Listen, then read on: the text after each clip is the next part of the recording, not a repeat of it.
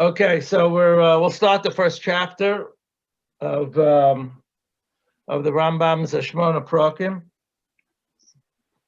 and it's really about the theory of ethics. Now, ethics nowadays is you ask questions about specific behaviors nowadays. Famous philosophical problem is like the trolley car problem. Trolley car is going down a track, out of control. It's got 100 people in it. And there is a signal that can divert the trolley car off crashing into a wall. But there's a person standing right on the track over there. Mom is standing right on the track. So do you by your own action kill the one human being to save the 100? Or Shevi Altasa is better? That's the kind of questions that current ethicists philosophical ethicists like to deal with, namely specific behaviors. But what we will see is that classical ethics, starting from Aristotle, does not deal with specific behaviors. It deals with the source of specific behaviors, the human being, the psychology, the soul of the human being, the psychology of the human being. And the idea is that if we improve the human being, the behaviors will then, we have to rely that the behaviors can take care of themselves. One of the reasons of doing this is that there's no way, a number of matters, there is no way to ever postulate the full case of ethics. The number of possible things that can occur is basically infinite. How are we going to have a theory that tells us what to do in every single case? It's not even true in halacha. Halacha can't do it either. Okay. I once gave a dramatic illustration of that back in on Tisha B'Av a number of years ago with regard to the Crusades in 1096. Okay. So that's one thing. You cannot prescribe specific behaviors. The Torah prescribes, and it still doesn't cover everything. We have to then figure out the principles behind it. In philosophical ethics, in the classical period, starting from Aristotle, they care about the human being.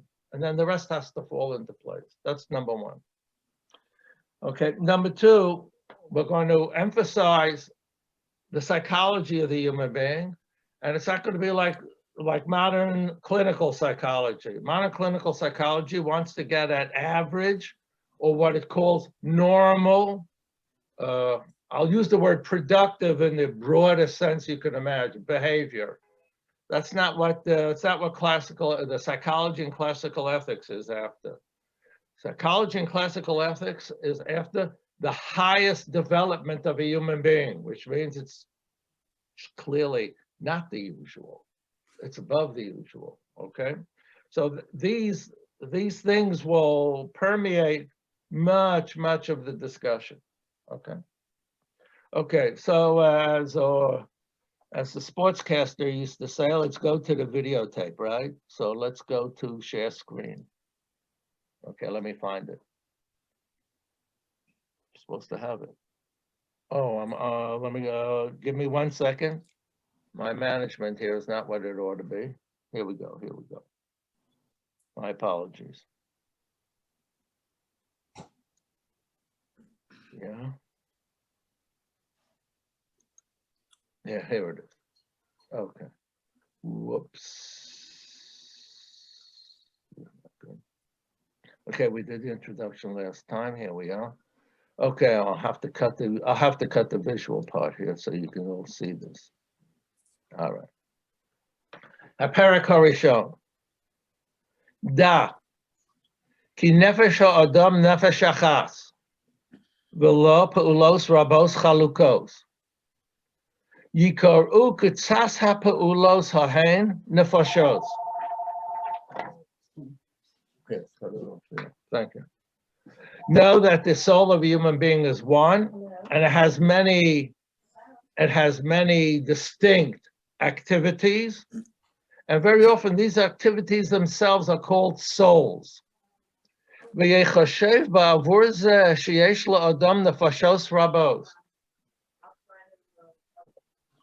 Avram, oh, Okay, guys are coming in. Okay. So it's thought that a person, because the soul of a human being, we'll see how he defines soul as it goes along. It's not our usual spiritual sense. So just let him speak and develop it. You'll figure out what, from the way he speaks, you'll figure out what the meaning of the word nefesh is here. And he says that the human soul has many activities, and somehow the separate activities, they themselves became called souls, as though there are three distinct things. I'm sorry. People think that a person has many souls, the way the doctors say, the physicians say. The head, the greatest of the physicians, Galen says that, Hippocrates says this. A person has three souls. Tiv is natural, chiyunis, live, v'nafshis. Everybody translate the word nafshis in this context, psychic. Okay, namely the capacity for thought. Upa'amim yikaru. So that's how the doctors think of it, as three souls. Upa'amim yikaru kochos, abilities, capacities, v'chalakim, or parts. Ad sheyomar omer, that people say chelkei hanefesh, parts of the soul. V'zeh Hashem yishtamshu bo hafilosofim harbe, and the philosophers always say parts of the soul.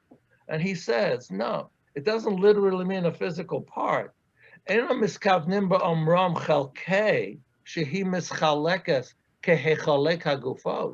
doesn't talk about dividing parts of a body, of a physical, of a material thing. When they talk about parts of the soul, they're referring to distinct functions of the soul. Asher hein lechlal hanefesh, versus the complete soul, they are like kachalakim lechol hamchubar mechalakim haim.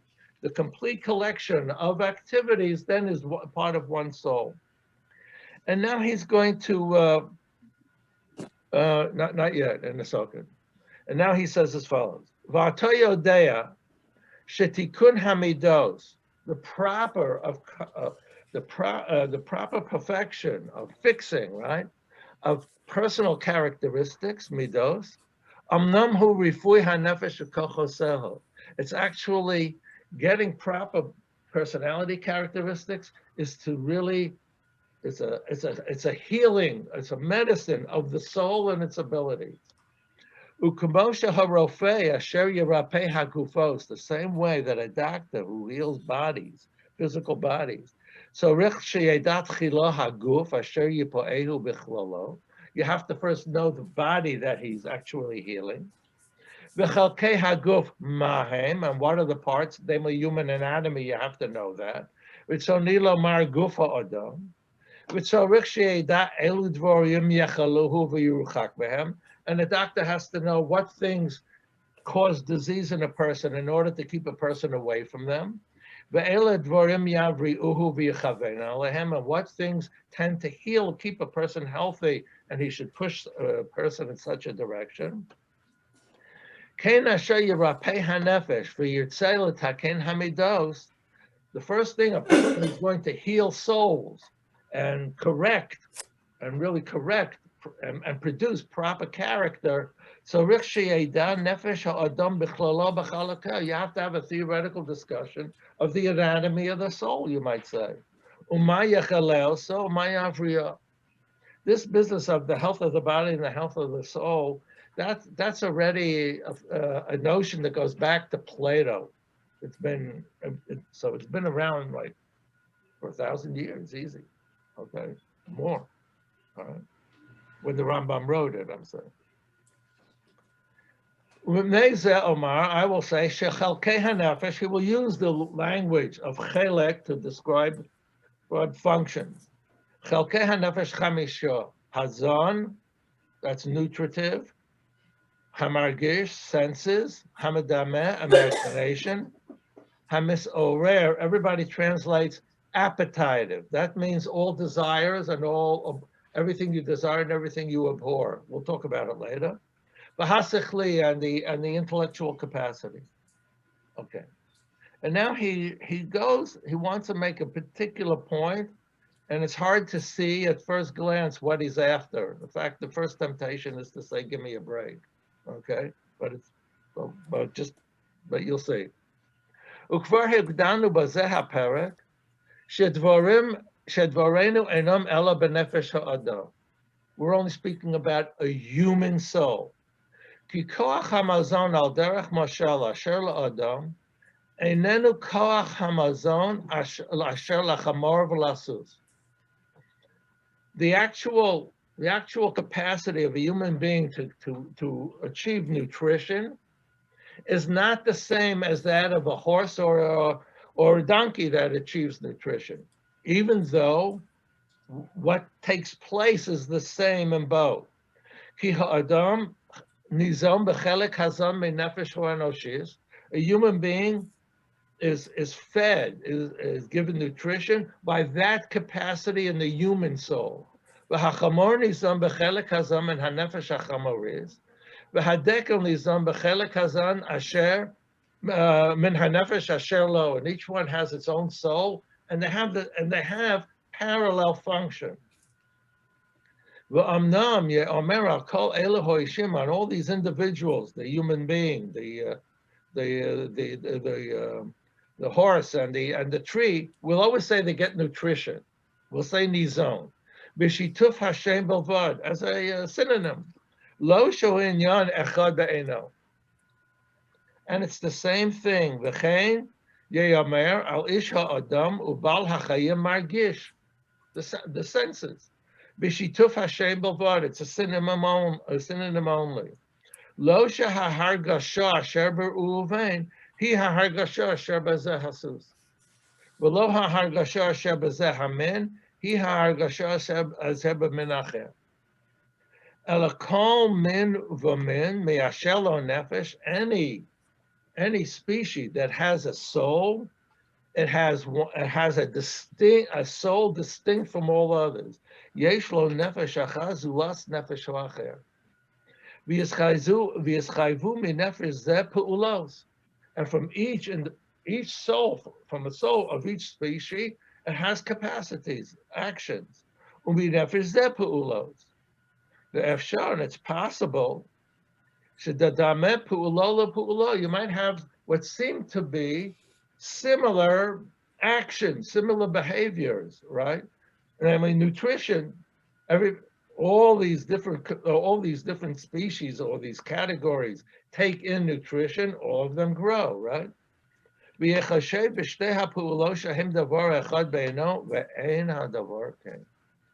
making a lot of noise about this. So when you first read it the first time, I mean, when I read it, I'm saying, give me a break, what's going on? I mean, are we just talking about we're moving words around? Okay. So the answer is, as he's going to point out in a moment, we're talking about a logical problem. Namely, if you have similar results if you have similar effects in various phenomena, can you conclude that they all came from similar causes? That's the problem. That's a logical fallacy. And he gives an example of that. That's number one. So it's just a theoretical point. The point in ethics is, don't you see, if you say that a human being has three souls, and the nutrition soul is shared with animals and with plants, the plant life, and the movement soul is shared with animals, and then there's a human soul on top. You don't think of the human soul as a unit, okay? Number one, moral responsibility is now out the window. Because if they're three separate things, even though they're connected to one person, where is their responsibility for one over the other? If they all function in a similar, they have a certain sense of independence. Second, not only is there no moral responsibility, there's no development. And the whole point of ethical theory is development of the human being. So therefore he has to develop his complete self. Okay, so that's why that's why the Rambam is making a point on what at first glance just seems to be a semantic issue. All right, so first I'll talk about the logical problem. Do common effects imply common original causes, the causes that produce the effect? There are three dark places. One received sunlight and became bright. Another one received the moonlight, and the third one, we all agree, we all have the same effect. The cause that produced the effect, Hashemesh, upoal hoacher hayareach, upoal hoacher hoesh. Came Paul Hagarshas Ha'adam Hu Nefesh Ha'adam. Upol Hagarshas Ha'chabor, the feeling in a donkey is the soul of the donkey. Upol Hagarshas Ha'nefesh, Nesher Nefesh HaNesher, the eagle or the vulture. Nesher is maybe a vulture. Namely, because they have common result, common effects, we therefore sort of put them all together as synonyms.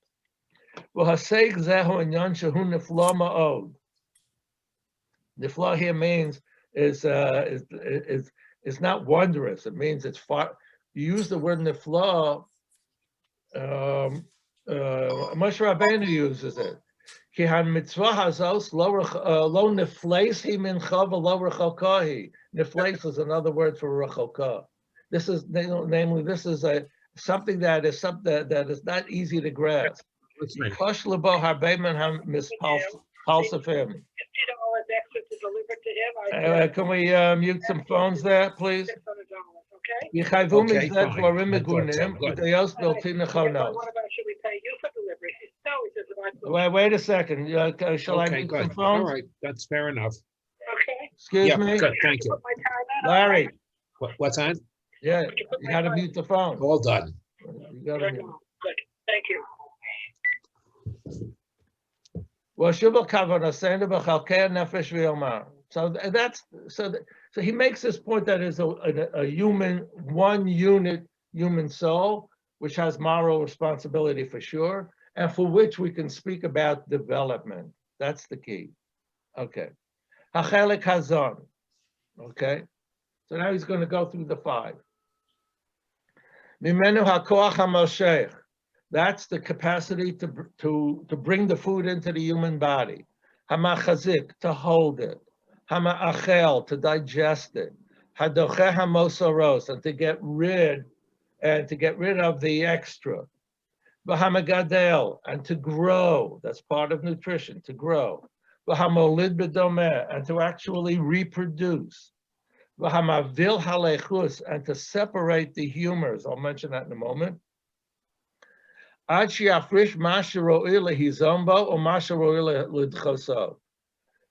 This word humors refers to the famous four humors of medieval medicine, of classical and medieval medicine. But over here, I don't think it's really, I saw the Michael Schwartz translated, even though the Arabic word is always used for the lechos, for the classical humors, he chose to translate chomarim, materials, from the word chomer. Namely, what we're talking about here is the capacity of the body that the digestion separates the good stuff from the bad stuff. So it's not necessarily it's separating the humors, because some of the humors remain, all right? So it's a small point, but the literal translation of the Arabic word is lechos, the humors. On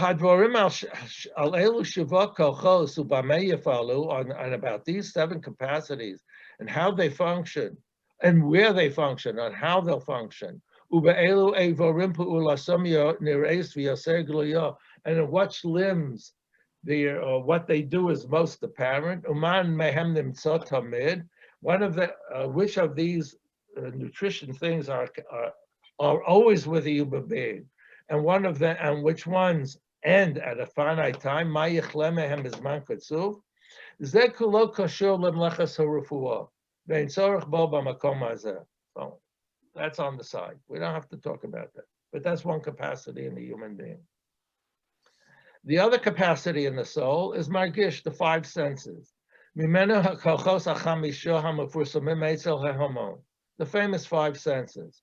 Sight, shmiyah, hearing, ta'am, taste, reach, smell, and mishush, and touch. And this last one, all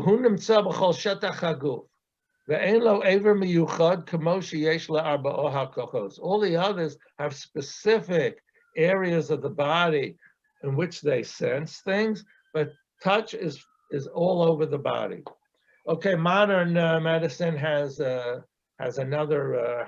sense, what they call proprioception.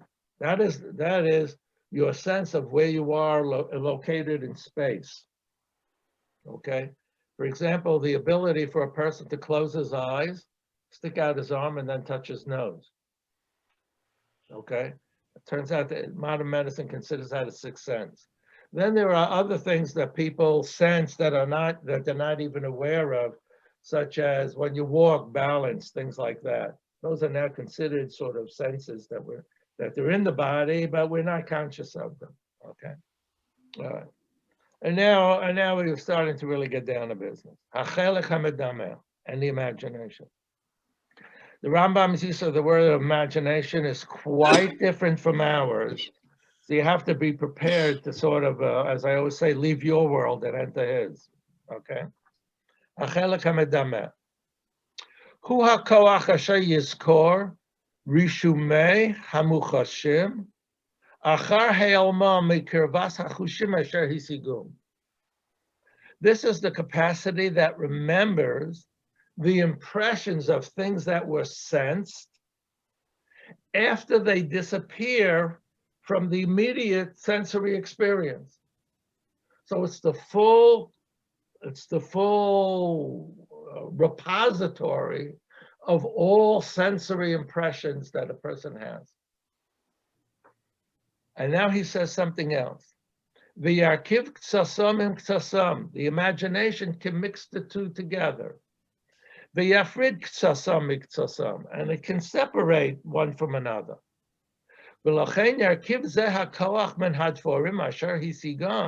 This capacity will now create things from the information that it's in its memory. Things that it never experienced whatsoever. And it's impossible to even imagine them. A person will imagine a ship running in the middle of the air. And a person whose head is in the heavens and his feet on the earth. Obviously, it's a highly unstable equilibrium, to say the least. Okay. All these things can be constructed by the imagination, even though they are physically impossible. Of course, the Rambam's physically impossible was a ship. He didn't say the ship had wings. Of course, that it's the wings that use Bernoulli's principle from the 18th century as to how modern planes achieve their lift. Okay, it's a very fascinating thing. Okay, maybe next time I'll give a URL to where you can read a discussion of Bernoulli's principle. And NASA has a nice page on it. Okay.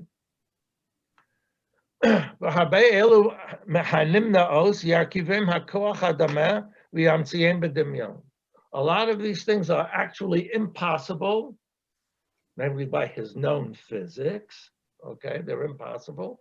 Nonetheless, the imagination can take it to wherever you are. And here, a theological school of Islamic theologians, they're called the Medabrim. Why are they called the Medabrim? Medabrim is the medieval word for intellect, is dibur, from the word logos. The word logos means words, it means logic, and it means thought. So therefore, in medieval Hebrew, and especially in Ibn Timon's translation, dibur is always reflected also to intellectual activity, okay? This school will call in Arabic the kalam, the speakers. Basically, it's a translation of the word logo, from logos. They made a disgusting mistake.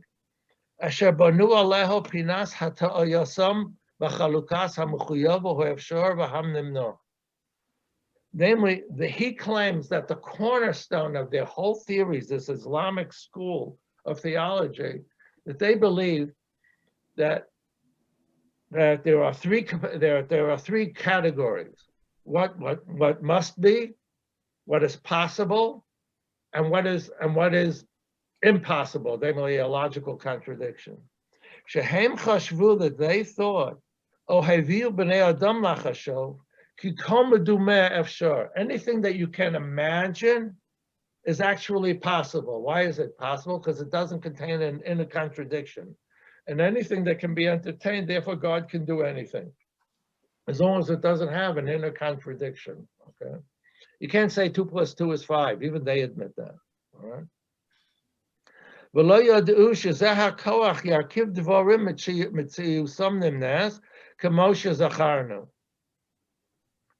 right, 2 things about this comment. Number one, it is for a long time, there was a long discussion of these medabrim of the kalam in the Moreh. It takes about 4 chapters. And he has 1 chapter that goes through all their fundamental principles. And he claims that this is the main principle. And for a long time, because he had such a detailed discussion of this theological movement, and there was a Jewish version of that movement, namely Saadia Gaon, but the Rambam's respect for Saadia Gaon was so great that he never mentioned him. Never mentioned him, because even though he destroyed the whole philosophical theory on which Saadia Gaon based his theories, okay? So the Medabrim, they thought he claims that this is the cornerstone of their theories. Now, for hundreds of years, this was the most detailed discussion anywhere in the literature of their theories. And only starting in late 19th century did people start discovering and studying the works of these school in the original. And slowly but surely, more and more of them have become available from libraries, given critical editions, come out. And the most recent article by Michael Schwartz goes through all of these 12 principles, which the Rambam claims that are the heart and soul of the Kalam movement. And he goes through to check how actually central were each of these to the movement. On this one especially, he says, it is not clear at all that that this was a cornerstone of their theology. It played an important role, but the Rambam clearly exaggerated it. Why? You can ask, why did he exaggerate it? Because the Rambam believed in physics, in deterministic physics, that there are laws of nature. Everything has a cause. Every effect came from a cause. Okay, so there's either the laws of nature guiding something, or whatever it is impossible because it's inconsistent with the laws of nature. The mere fact that the imagination can produce it is no proof of whether there is any external reality whatsoever. So if you notice, in this understanding of the imagination, there is no creativity. In fact, it's almost pejorative, the use of the imagination, because what imagination does here, on the one hand, it holds one's experiences, and on the other, it distorts one's experiences by this power.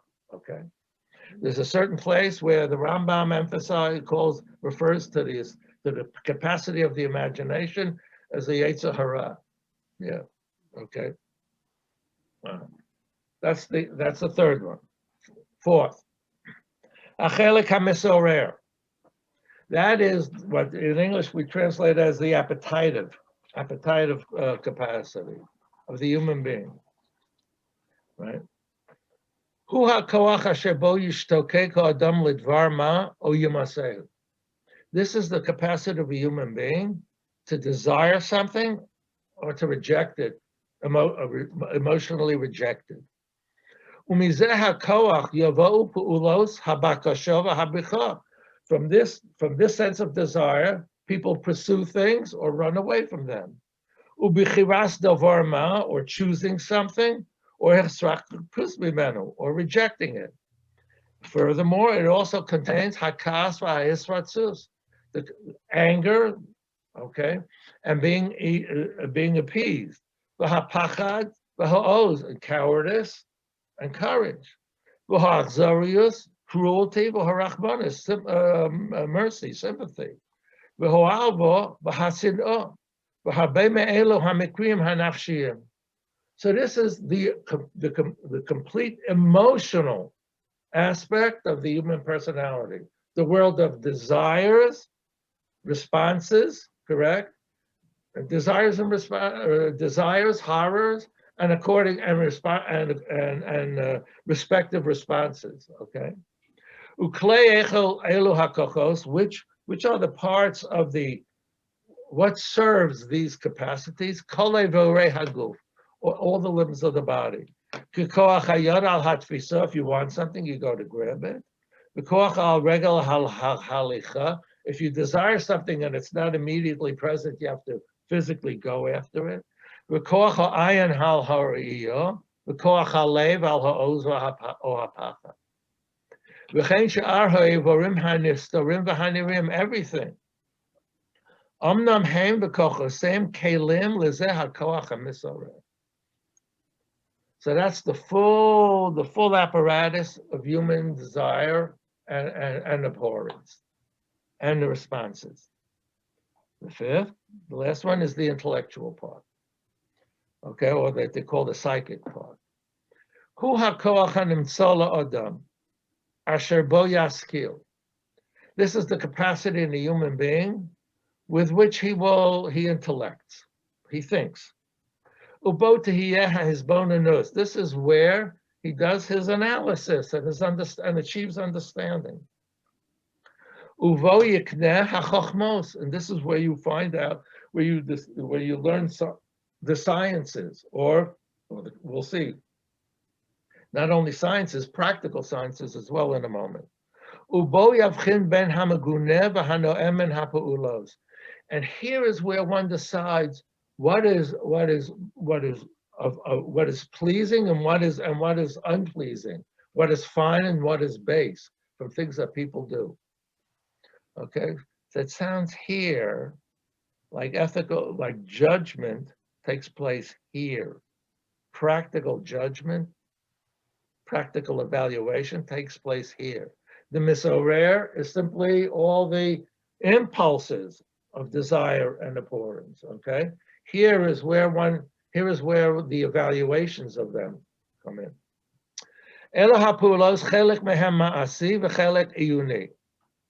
Some are practical, some are theoretical. Hama'asi, mimenu mlachti, umimeni machshavti. Practical falls into two categories, namely, literally the crafts, mimenu malachti, umimenu machshavti, we'll call it engineering for the moment, right? This is where you do your planning as to what you wish to do with your crafts. V'ho'iyuni, the theoretical, asher bo yedah adam hanimtzao she'enon mishtanos kefi ma shehen. This is where a person will know the things that exist that never change. I'll mention that in a moment. There's an awful lot here. Kefi ma shehem, the way they are. And these will be referred to as the sciences. What are the things that exist that never change? The first thing is here down on the ground in terrestrial, it's the laws of terrestrial physics, whatever they are. The Rambam had his Aristotelian laws, okay? Okay. There then comes heavenly physics. What doesn't change? You have to remember the Earth was at the center of the universe, and the universe revolved around it in a constant, unchanging revolution. Okay, and it was thought in this scheme that the stars were unchanging. Stars were unchanging. Boy, is that different nowadays? No question. But the stars are unchanging. And not only that, stars had, the heavens had intelligences, had an intellect, and their intellect of what they perceived was unchanging. Yes, that's what the theory was. And the theory was that there were also intelligences that were not connected to a human body, incorporeal beings. In the Rambam scheme, they played the role of malachim. Okay, but it's part of the whole medieval construct. In Lovejoy's book, The Great Chain of Being, Professor Norman Adler, Alav Shalom, recommended to me the first 2 chapters of that book. If you ever get a hold of it, you'll understand an awful lot of the background of things that go on in these discussions. Okay, so there was a chain of incorporeal beings between our world and God, the ultimate Nimtza she'eino mishtaneh, the unchanging God. Okay, we won't need all of that. I have an appendix here in English after the English translation. I have an appendix. When I taught the Mora, I had to give some short course, or at least write up a short course for the people who were in the class about this world that's quite different from our world, to say the least. Okay. It's very terse, it's very pithy, what I included in there. The first time you'll read it, you'll probably get 25 to 50% of it. 25, I'd say. Leave it at 25. The point is, every time you see those notions used, all of a sudden what you read there takes on a little more flesh and bones. It's not just a skeleton that there's nothing there. So you have to be patient on these issues, okay? And now and on the practical part of the human intellect, he says, "V'hamalachti, hu hakoach asher bo nimad hamalachos." So it has crafts, kamo hanagarus, carpentry, avodas hadama, husbandry, refuah, medicine, v'hasaponus, and sailing. V'hamachshavti, what is machshavti? In the practical, that's the engineering part. That is, a person will look at the thing that he wishes to do. When this is his preparatory stage when he's about to do it. He first has to ask himself, can he do it?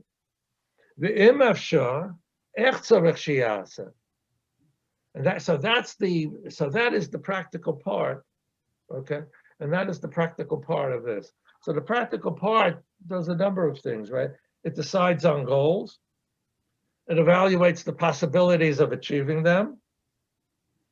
It has the correct, he's only talking about crafts, but if the way I'm saying it, it's a lot bigger, because in the subsequent theories and the subsequent developments, it is bigger, okay? He has to analyze the correct course of action to achieve those goals. He has to master the techniques. And then he has to, what is not mentioned here at all, because he's only talking about crafts, you have to anticipate consequences. All of this goes into the practical intellect. Okay? Practical intellect is a lot bigger than what he says here. And it turns out it's been noted that he hardly ever speaks about the practical intellect in throughout his subsequent work, even though it plays a tremendous role. He hardly ever refers to it.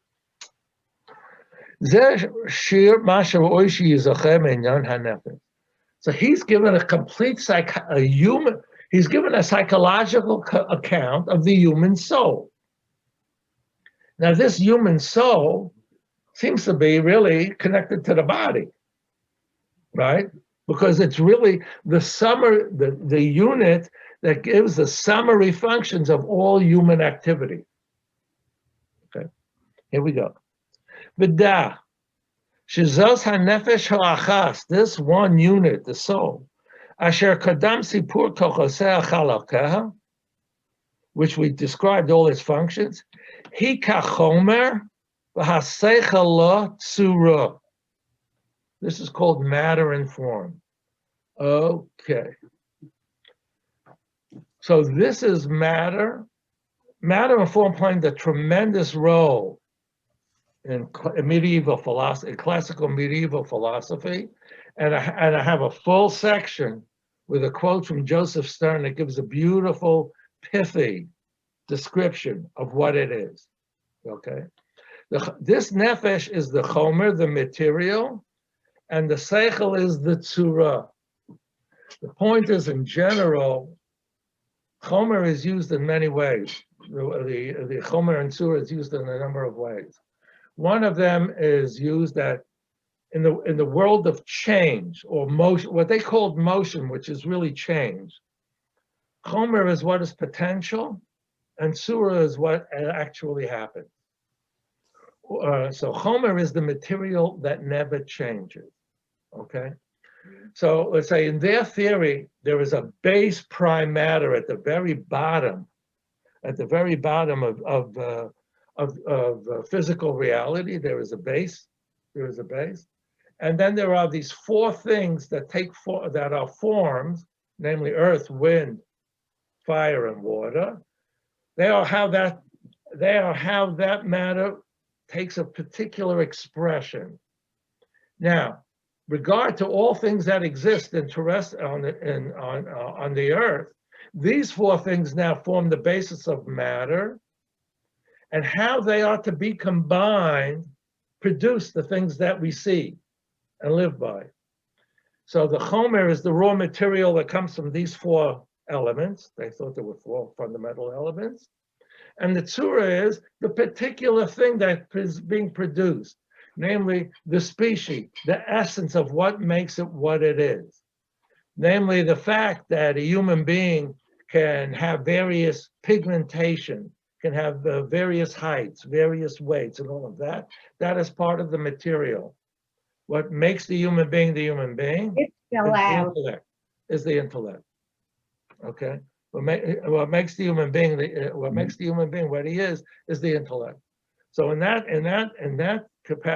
sense, the material is the stuff from which something is made. When you say form, it doesn't mean the literal physical shape that you see, but rather the essence of the thing that makes it unique as to what it is. You have to remember that in their zoology, species could not transfer one to the other. They didn't believe in that. So the human being knows that there's something that makes a horse a horse. If you talk about the color, you talk about the number of legs, that's not it. There is some particular quality. How you express it in words is rather difficult, but one thing's for sure. If you see a horse and a cow, you know the difference, and that's simply by sight. It's not simply by sight. It's ultimately abstracting all the properties that you see in the horse that you understand with the horses. That's another thing.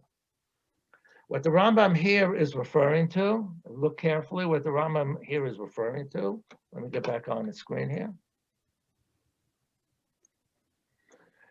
Hika chomer b'haseichel lo tzura. The seichel that he is talking about here is not the seichel that he spoke about before. Seichel he spoke about before was a capacity, an ability to think. The seichel he's talking about here now, the form, is the capacity exercised. Thinking.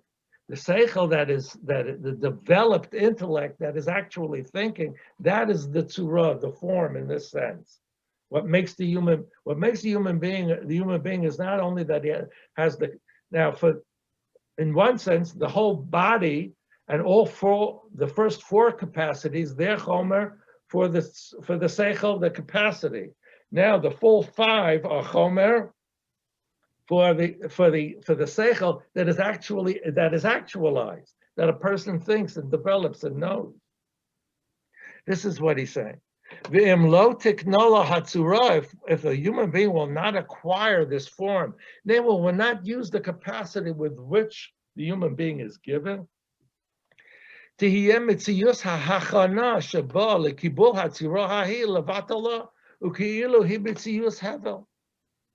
a person does not develop the capacity that they are given to think, then the human being has a wasted existence. Okay. It's not the way we think. All right. And this is what it says in Mishlei, Gam below das, nefesh lo tov. Okay. Without actualized knowledge, the soul is lost. Ritzoni lomar, ritzono lomar, what Mishlei wants to say, mitziyus nefesh lo tikneh lo tzura, that it will not acquire the form, namely actualize the capacity that it has. Elatia nefesh below das, lo tov. And now he says, he's not going to continue here. Okay, you might say, thank goodness, all right. Amnam hadibura hal tzura v'hachomer v'haschalim kamahem ve'ech yuzgu ein ze mekomo v'lo nitztarech lo b'meshen daber nitzel daber al hamidos. We don't need this extra stuff for, namely tzura, a detailed discussion of tzura and chomer, of these incorporeal intelligences, all of that stuff. We don't need that. In his youth, the Rambam intended to write a book about prophecy. And these things were supposedly to be discussed in this book. It ended up being pushed aside for many years. And when he came back to writing the Morah, he refers to this youthful interest. And he decided that's not the way to write it. And he was going to write it, he was going to include it and embed it in the Morah Nevuchim, and in a different way, in a different style of presentation. The main presentation on prophecy is in the second half of the second part of the Morah. Okay. All right. So that's where we are now. If you notice, here I have the further down. I have the English translation of the chapter, so you can read it. And here I have the discussion. I took it from notes that I wrote up for myself years ago about the four causes that are standard in medieval philosophy. The issue of matter and form. Joseph Stern has this fantastic capacity to write these summary statements of basic notions, because they're used in many ways. And when you read, you can really get lost, and he has them. So it's a very good, if you ever read anything in the future, this is a terrific, pithy statement so that you keep your feet on the ground. And then I have a section on the world of the Rambam, namely, what was the cosmology, the universe of the Rambam. I have another section there, okay? So that's what I have over there. So that's what we'll do today. If you have a couple of minutes, I'd like to say a word about Yom HaZikaron and Yom HaAtzmaut, just a couple of comments, okay? The first thing I want to say is that for Yom HaZikaron, I learned by Rabbi Yisrael Zeib Gusman, Zechet Tzadik Livracha. He was the last Rav of Vilna. He was 20 years old. He was a dayan by Reb Chaim Moser, okay? And he was the last Rav of Vilna. During the war, he ended up with the partisans in the forests. Yeah. At the end of the Second World War, he went back to Vilna, and on either the first or second day of Sukkot, one of the Jewish communists came to him and said, "You got to leave because the communists are coming to take you," after surviving the whole war. So he left with his wife. I think his kid was born, his daughter was born on the run. His son was killed in the war. It was horrible. He saw horrible, horrible things. And after 67, he made Aliyah to Israel. So David Muller, alav hashalom, was a brother-in-law to the fellow who was very close to Rav Gustman. And once in Israel, he had to drive him from Yerushalayim to Tel Aviv. So of course, when in those days when you left Yerushalayim, you stopped at the gas station to pick up the soldiers, right? So they pick up soldiers and they take them to Tel Aviv. On the way back, they take soldiers back again. Rav Gustman is so excited over the soldiers, he made them go back and forth a couple of times. And he kept saying, Avu gefindt men azah mitzvah. Where do you find such a mitzvah? Okay. He lived through the period of total powerlessness. And now, and the first time I met Rav Druckman, he said, and it turned out that I was a student of Gustman. He said, he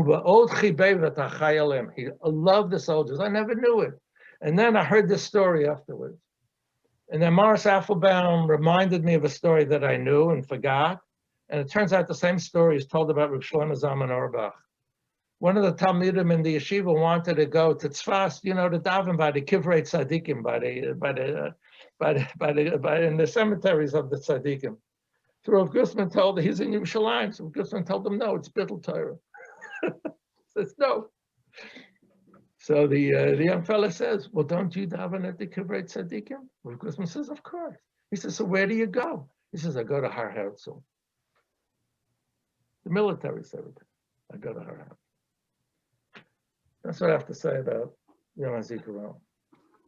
Yom HaAtzmaut, the main comment I have about Yom HaAtzmaut is that, back in the day, we're almost all old enough here to remember back in the day when saying Boreches Medinas Yisrael Reishis Michas Gula Sen, it was a charged statement, all hell broke loose, okay? Those that said it's ridiculous, those that said, who you kidding? Those that said, of course, of course. In theory, it is a little outrageous. After all, do we know the mind of the Rabbeinu Shalom? We're pretty happy that we have a Medina, but do we know his mind? That's one thing. But the fight was so strong that a Gabbai once told me that the only way he kept peace in the shul is by saying, Bareches Medinas Yisrael, Shetehei Reishis Tzmichas Gula Seinu, that it will become the beginning of the redemption. Okay. But truth be told, why is everybody so offended? Because everybody thinks that the redemption is defined by Yeshayahu, the second chapter of Yeshaya,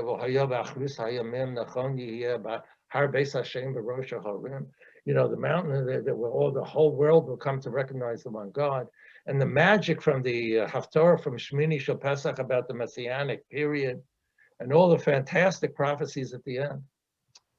But that's a big mistake. If you look in Yirmiyah, and Yeshaya lived a couple of hundred years before the Churban. If you look in Yirmiyah and Yechezkel was the first wave of exiles a little more than a decade before the Churban. And Yirmiyah literally lived the Churban. Their sense of redemption is far more modest. It's far more down on the ground. It's far less fantastical. Yirmiyahu describes a life of joy, an intimate life of Jews, of hearing the noise of Chassan and Kala. If you read chapters 30 through 33, those are the Pirkei Nechama, the consolation chapters in Yirmiyahu. You will see something different from the usual stuff that we read in Yeshaya. There's another sense there altogether. The world isn't changing. God says, I'm creating new things. That means a new experience. But it doesn't mean the whole universe is going to change in front of your eyes. Doesn't mean that at all.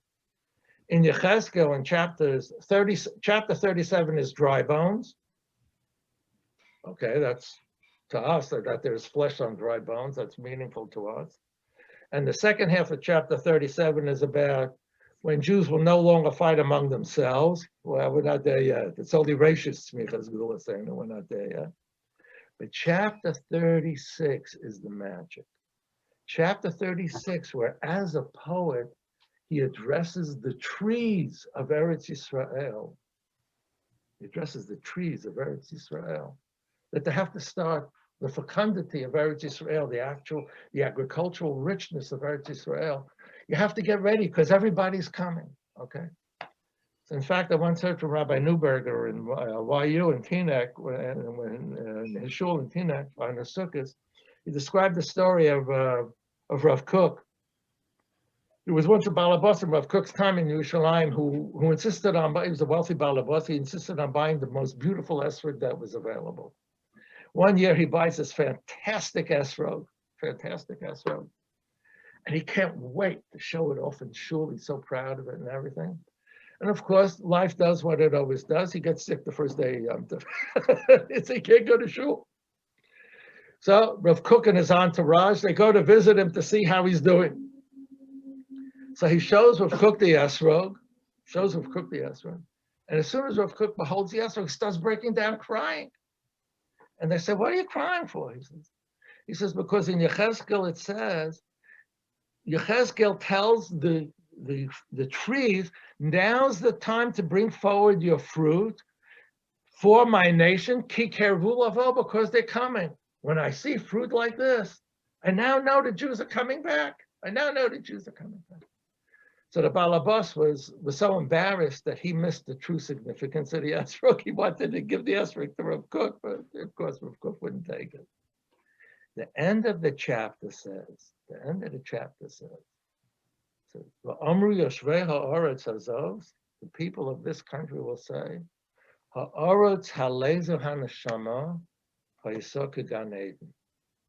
this desolate country will be like the Garden of Eden. Now, 150 years ago, Eretz Yisrael, Palestine, was a dust bowl, literal dust bowl. Okay? And now, all of us have lived through all of this. I still remember 47, November 47. I still remember that. All of us have lived through so much of this. And in front of our own eyes, the words of Yechezkel come right off the page. That this country, we drove Shomron, Alin and I drove Shomron in 71, bare as can be. In the 200s, a winemaker took me to his vineyard in Shiloh in the Shomron, green as far as the eye could see. I mean, literally, wherever you go. That's it. We're here. So it turns out maybe Reishis Smichas Gula Senu is not as outrageous as everybody says it is, because after all, some of those prophecies, they're back. They're here in front of our own eyes. That's my words for Yom Ha'atzmaut. We'll pick up the story in the Shmona Prakim next time. Okay.